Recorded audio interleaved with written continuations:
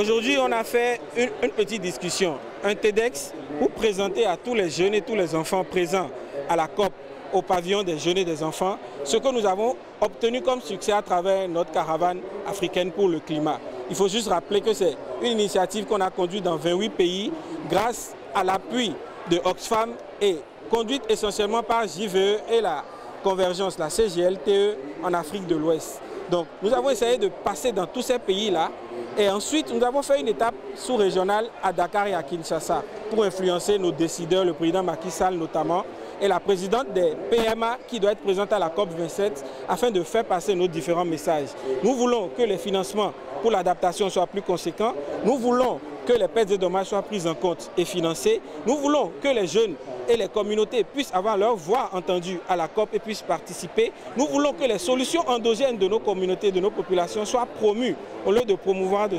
fausses solutions. Nous voulons que les pertes et dommages et les intérêts de nos pays africains qui sont vulnérables au changement climatique soient pris en compte. C'est ce que nous avons essayé de partager avec l'audience aujourd'hui à ce panel. Et ensuite, nous avons parlé de la construction d'un mouvement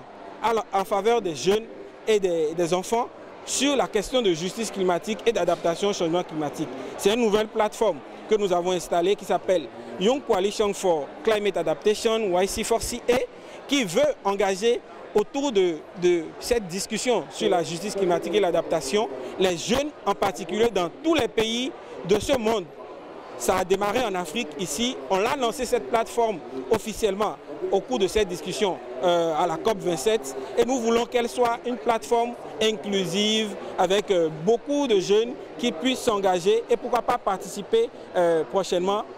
aux COP qui vont intervenir. C'est un mouvement que nous voulons pérenniser et c'est un mouvement que nous voulons que d'autres jeunes puissent s'impliquer, puissent aussi intégrer ce mouvement dans les différents continents. Donc ces moments étaient vraiment très riches parce que nous avons eu à montrer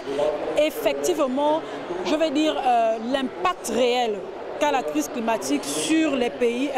dans les communautés, parce que ce sont les plus vulnérables par rapport au changement climatique, au niveau des inondations, au niveau des érosions, au niveau aussi des peuples indigènes qui sont dans les forêts même et qui subissent véritablement les effets.